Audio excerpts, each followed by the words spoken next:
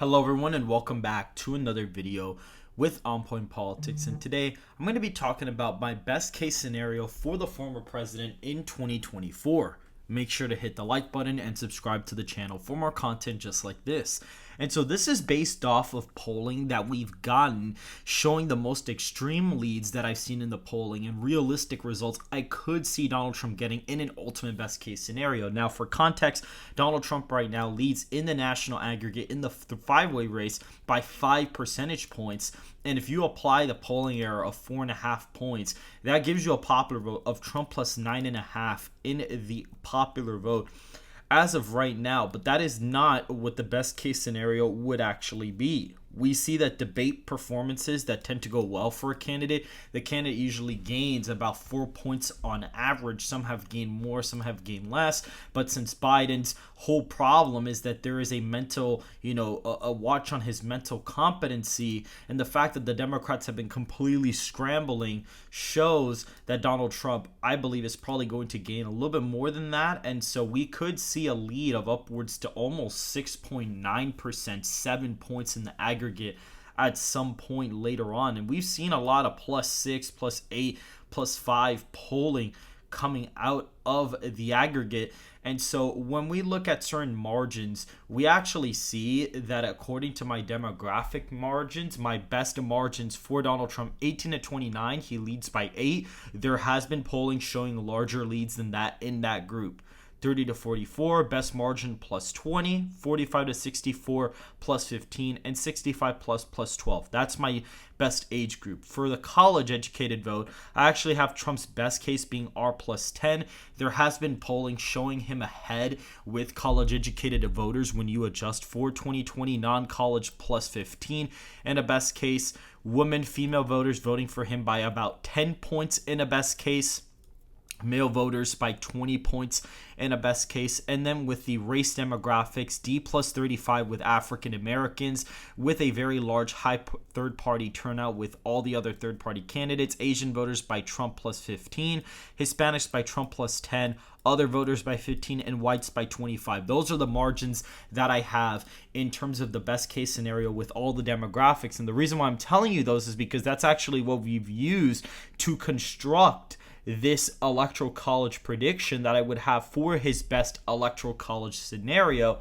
And so we're going to be going over all the safe Republican states, which would include Utah, Idaho, Montana, Wyoming, the Dakotas, Nebraska's 1st congressional district at large, as well as Alaska, Oklahoma, Kansas, Missouri, Arkansas, Louisiana, Mississippi, Alabama, Tennessee, Kentucky, Indiana, and West Virginia, as well as South Carolina and Maine's 2nd congressional district. We also see states like Iowa be almost a 25-point victory in a best case scenario for Donald Trump. We also see states like Ohio being around a 25.6 percentage point victory for the former president. We also see states like Florida be plus 22.3 percentage points for Donald Trump.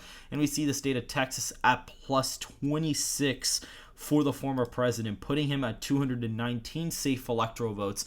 But that's not even yet as of right now. The state of Georgia in this electoral college scenario would be plus 19.7% for the former president. As of right now, the state of North Carolina would be a 20-point victory for the former president. In the state of Nevada, the former president leads by 16.5 percentage points in a best case scenario. And in the state of Arizona, a plus 18.1 percentage point victory would be the ultimate best case scenario.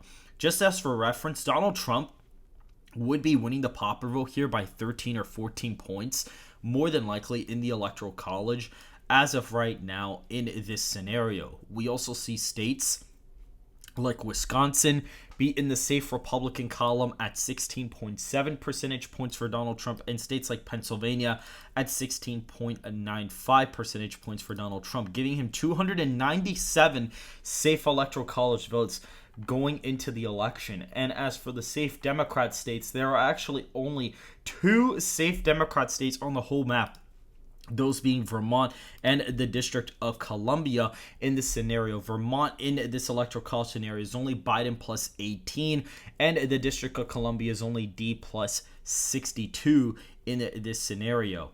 For the likely Republican states, we have the states of New Mexico at 9 points for Donald Trump. In a best case scenario, we have the state of Minnesota at 10.6% for the former president. Michigan at almost 15 points for the former president. It's very close, but it's almost there. State of Virginia at 9.5 percentage points for Donald Trump. We also have the state of New Hampshire at 9.8% for Donald Trump. Nebraska second at 14 points for Donald Trump. And Maine's first, congressional district. We'll go over the large state first. It's about a 7-point victory in this scenario here, giving Donald Trump 347 electoral college votes with his safe and likely states already. For the likely Democrat states, we have Joe Biden at just 8 points in the state of California. Only 8 points. I also forgot to add Colorado in the likely column for Trump at about 5 percentage points, 5.7% as of right now. And we go to the state of, we'll actually go to a couple other states here that are likely. We have the states of Massachusetts at just 14 points for Joe Biden. It's just 14 points. And the state of Maryland here, only 12.9% for Joe Biden in a best case scenario. Hawaii, 8 points for Joe Biden in a best case scenario. That might actually even be underestimating him, believe it or not. So that is also quite interesting to note as well, leaving only a couple states up for grabs. Now for the lean states, we have the state of New Jersey at around a 4.5 percentage point, around 4.1 percentage point victory for Donald Trump in the best case scenario. We have states like Illinois voting for Trump by around 2 points in a best case scenario, and the state of Oregon at 1.4 percentage points for Donald Trump as well. And Maine's first actually votes for him, by the way, which is very fascinating into this scenario. Even Maine's first flips to him by about a point or so.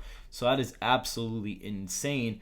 And we see here the lean Democrat states on the map are the states of Washington at just a single point for Joe Biden. We have had polling that actually has the state with internals of R+1 and R+5. So that is within realm of possibility of happening. The state of New York coming in at just 3.5 percentage points. The aggregate has Joe Biden ahead by 7.5. And the polling errors tend to basically overestimate Democrats there sometimes. So that is not even that out of the realm of possibility. State of Connecticut comes in at 1.2 percentage points for Joe Biden. And the state of Rhode Island comes in at 2.4 percentage points for Joe Biden. And the last state on the map, which is the only tilt state, is the state of Delaware at 0.18 percentage points for the incumbent president. So, in the best case scenario, Donald Trump would get 399 electoral college votes to Biden's 139 based on my personal demographic margins as to what the best case scenario could be. Again, all of these margins are basically all margins that I have seen in current polling data, and we have essentially just put all of those extreme margins together in the same matchup to see what it would produce on an electoral map, and that's what this currently shows as of right now. Make sure to hit the like button and subscribe to the channel if you want more content just like this, and I will see you guys in the next video.